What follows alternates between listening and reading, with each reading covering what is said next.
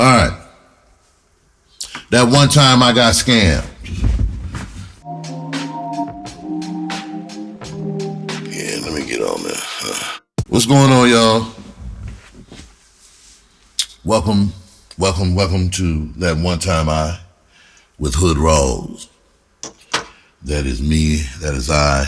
Yesterday and the day before that, some couple things happened and I need to address them because it reminded me of some memories have resurfaced, a show that I was a part of that it ultimately ended up being a scam by the person who brought this show to town. So I'm gonna tell that story. It's about a television show called Off the Hook. It used to be in Arizona, and I was the star and the host, the leader of the show. It was owned and operated by another person, but I was brought on as the face of the show. It was probably one of the biggest opportunities and possibilities that we had, or that I had in my life, that I walked away from because I smelled something sneaky going on, and I couldn't. So, but I'm getting ahead of myself. Let me tell you. In the last 3 days, so scamming is the new. I know it's always been scammers, but it's the new thing right now. Like, I got hit with 3 scams in 3 days, and the one yesterday was by a religious person. I can't tell you how many times I got lied to by somebody claiming to be from the Lord, and the Lord sent me here and all that old, you know what I'm saying? I been wanting to tell them so bad. I did it a couple times, but like, well, that's all good and dandy, but I'm an atheist. They'd be like, well, I'm gonna pray for you anyway.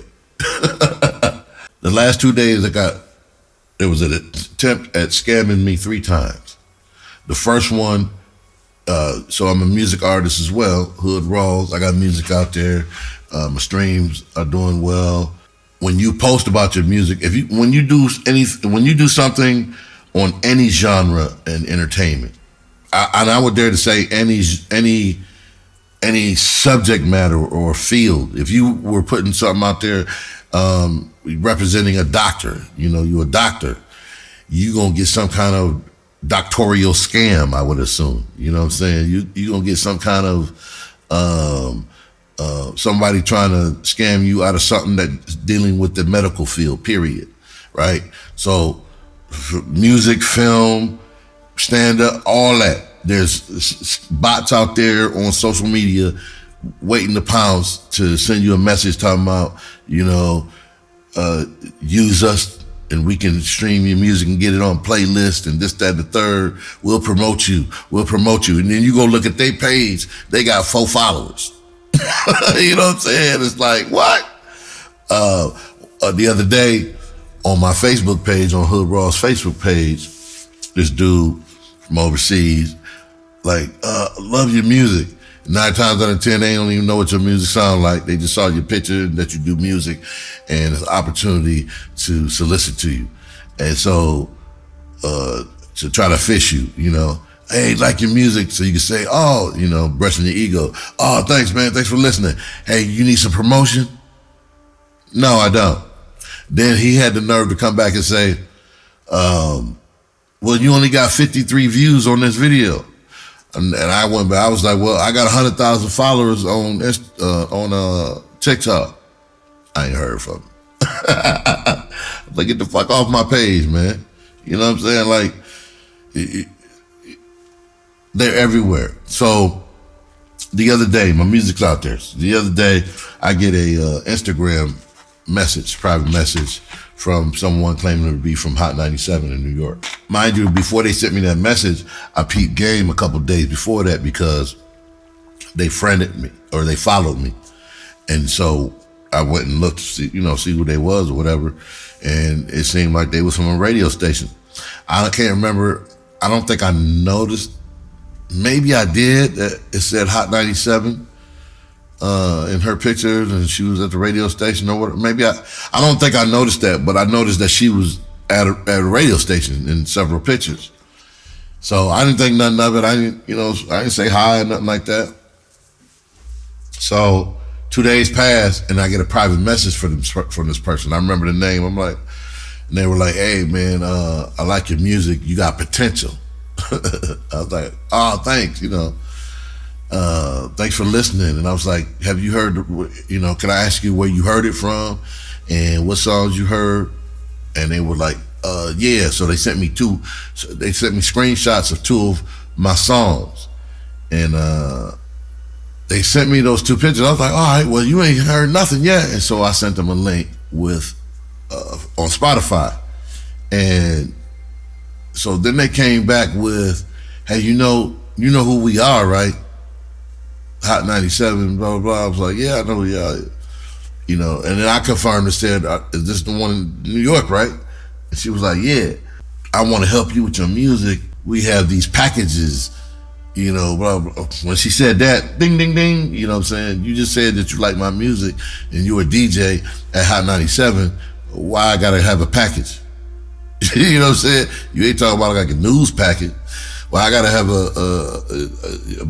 buy something from you for you to play my music. I've got experience in radio, and I've never had to. You know what I'm saying? I've had to buy packages for an ad if I wanted to run an ad, but not if you like my music. I gotta pay you to play it during these times. You know what I'm saying? I mean, I understand the pay to play thing. I mean, if you want hey, you give me $100, I'm gonna play your shit on our regular, some real shit. Hey, okay, here you go. Rub elbow. That's what it is. Here you go, a couple dollars. That's, it's done like that. But that's not what it was. I smell scam right away. And then they even sent me a letter. They screenshotted a letter or whatever, a picture of a letter that said congratulations, had the Hot 97 logo on it. They being thorough with these joints, man. They being thorough with these scams. And so I'm like, so I read the letter a little bit. I'm like, she kind of, yeah, so you might, you want to hurry to get in on this or whatever, blah, blah, blah. And I'm like, okay, I'm going to check it out, and then I started asking questions. Well, why do I have to pay? Is this one of them pay to play joints or whatever? And I can't remember what their response was, but in essence, they were doubling down, trying to get me to buy into this pay to play. That's what it was, a pay to play. If it was real at all, even pay to plays can be real. If somebody's running a station, a radio station, or internet radio or whatever, then you pay them, and I'm already knowing that this is a scam, and I'm not paying you to play my music. When you came to me talking about you like my shit and you want to help me, whatever. So I put it on. I asked, and I put it on like Facebook to see if anybody had experience in radio, because I don't know, there might be some kind of new shit, promotional shit that they trying out or something. I'm not, plugged in like that. I just got back into music, so I'm not knowing. So just in case, I put it out there, say, hey, anybody got any experience in this area? And so somebody, a couple people came back, this, then the third. One of my friends came back with an actual link from Hot 97 on Twitter saying, hey, there's a scam going around, don't send them no money, it ain't us. Boom, just like that. So I think I blocked them. Yeah, I went and blocked them. I didn't respond and say, hey, you a scam, fuck you for wasting my time, et cetera, et cetera. Because I already knew. It was, like I said, I got experience in radio. I got, when I was with a group, we had a song called Good Times, and that got played on the radio, some airtime, and we got interviewed, and we didn't have to pay shit. So, I've had music played on the radio before, and I've been on the radio as an artist, as a stand-up comic, doing radio interviews. I've done thousands of them. In the last 23 years, thousands of them, and not just for stand-up. So I kind of know the game just a little bit. So but again, I didn't know if possibly something has changed or some kind of new program developed. So just in case, wanted to see, and you know, Hot 97 shot that shit down quickly. So, you know what I'm saying? The second scam was pastor or somebody from a church. I remember who he is too, because they wanted to rent, when we were in our building, they wanted to rent a space to throw this church concert or something like that. And from his pitch of the event, I found it to be a liability, but I didn't tell them that. So the CYA, it wasn't that I wasn't going to rent it to them after I found them to be a liability. Not his approach, how he explained it, and then he was doing it all at the last minute, and it was so grandiose what he wanted, and I'm like, this sounds like it's gonna fail, and it's gonna be a problem. So sometimes to X some things out, some people out who aren't serious about what they're doing, to take the proper precautions, you know, et cetera, I say to them, and if they would have brought it, then okay, cool, y'all can do it, and you know, y'all responsible because you brought it to me. I asked them for insurance, and they gotta have it. If you're gonna rent a space from me, you gotta have insurance to cover us. You know what I'm saying? To cover your situation, make sure that we are not responsible for what happens during your production. And so, and that's fair. And they couldn't provide it. He was, in fact, he was like, he didn't even know what that was. He had never done it before. So that tells me on the level of what you had planned to do, that shit wasn't gonna happen. You know, especially at the last, he was literally doing it at the last minute. So it didn't happen. So this is like a year later. And I remember his name, and I was right, because his approach again was not up to par. His approach again was subpar. He approached me on a couple of social media, saying, "Hey, can I send you some kind of, you know, a proposal or whatever? We're having this function and we want a donation." Okay, you know what I'm saying? All right, I sent it to. They were like, "Who do I talk to about getting a donation from Greenwood?" So I was like, I said Amaru, and I put the email address of Greenwood District Studios. He was like, "Okay, thank you." He sends me an email. It has an introduction letter, and then it had a letter attached. The letter attached, the introduction was nothing but a highlight, like a paragraph from the letter that was attached. And the introduction, the punctuation, spelling was all messed up. There was a couple words that were spelled wrong, and it was all in the name of Jesus, that he blessed me to put this program together. The prices that he wanted for vendors was outrageous. One of the prices, the top tier price, was $750, and you were going to get a screen time on the slideshow, mentioned on the stage, and two other things that didn't amount to shit. You know what I'm saying? And then each tier below that was missing one thing from the top tier. So it didn't bode well. So my thing was, there has been a lot of people who have come to GDS and asked for money. We have given scholarships. We've given out money to those in need. But there will be people that will come to GDS and ask us for money and not patronize GDS or support it. And so I was sensitive to those type of people showing up, because they were coming all the time. So you come at me asking for a donation for this program that, from reading it, it's gonna be, yeah, it wasn't impressive what he had sent me. And so I'm not gonna hate, you know, if he's saying it's for the community. And if it's not for the community, my thought process is that lies between him and his God. You know what I'm saying? Just like when I give to a homeless person, it's not for me to decide whether this, and judge whether this cat is going to use it for the right purposes or for the purposes he said he was going to use them for. When I gave it to him, I didn't release that. And that's between him and his God. You know what I'm saying? I know why I gave it to him, right? So that's how I was feeling about this church. I'm an atheist, but if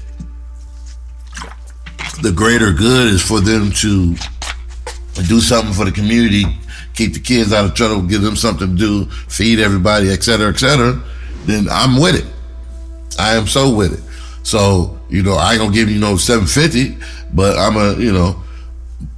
but I wanted to know, since the time that I met him the first time he was trying to rent a facility, I wanted to know, had he ever been to Greenwood and patronized us business-wise, or volunteered, or whatever. So I asked him. I told him I'd get back. He asked me if I got the email, or he said sent. I said I got it. He said, I said, we'll get back to you. Oh, I said, by the way, have you ever been a customer or supported or patronized Greenwood District Studios in the last 3 years? Just to see what he say. I already know the answer. The answer is no, because I know who this person is. I recognize them. I remember them. And I don't know them, but I remember them because they had specific characteristics. And so they was like, yeah. They responded, yeah. I'm like, damn, that's too bad. He's a liar. He's claiming to be religious. This old God sent me to do this and this, that, and third, and he just told me a lie. He just told me a lie. I know for a fact you ain't never paid for anything or came to Greenwood or volunteer. I know for a fact you haven't. And we kept track of that. If you bought tickets to this comedy club, we got tracks, we got emails, phone numbers, all that for that. If you rented a space in there, we got paper trail for that. You know what I'm saying? If you volunteered, we got paper trail for that. We remember, if we remember, we got paper trail, so you can't lie about it. So I was vague with it. I was like, have you ever, supported Greenwood by way of this, that, and the third? And they said, yeah. So I went further. I said, so, okay, let me get back with you and confirm it or validate it by way of our records. And they were like, sounds good. So I come back and say, hey, can you tell me, I said, by the way, can you tell me what service you utilized at GDS so I can pinpoint that receipt? I ain't heard from him. I ain't heard from him since. I ain't heard from him. Because they can't. They can't. And this cat is claiming to be a religious person here in Lansing. Here in Lansing. You know what I'm saying? Praise God, all that. The Lord sent me to all that. You know how many times I heard that being at Greenwood, and how many times those same people were the worst thing for Greenwood? They never followed through. There was one cat that did, and I'm giving his props right now. What's his name? Let me make sure I want to get his name right. Pastor Coy Boyer. That dude is a stand-up dude. All the religious people I've ever met here, he's a stand-up dude. He did what he said he was going to do. They tried to help us. He, even took me out one time to try to get to know me. He know I'm an atheist. He was, cool with that. Treated me the same. You know what I'm saying? Cool dude, man. Came to a show. Him and his family, couple, friends of the church, and came. Had a great time, right? And I remember him because he actually, even when I met him, I got the side eye because from my experience, cats that be talking that, why is this poor tripping, man? Cats that be talking that religious shit, I'm sorry, from my experience, they always not up to You know, yeah, man. I was so disappointed. This cat, man. So the third scam was yesterday, in that on Instagram, the second Instagram scam. Somebody claiming, somebody that I know, somebody that I know, their account got hacked, and so the hacker, some kind of scam where you got to send them a picture. They said that they were trying to be verified on,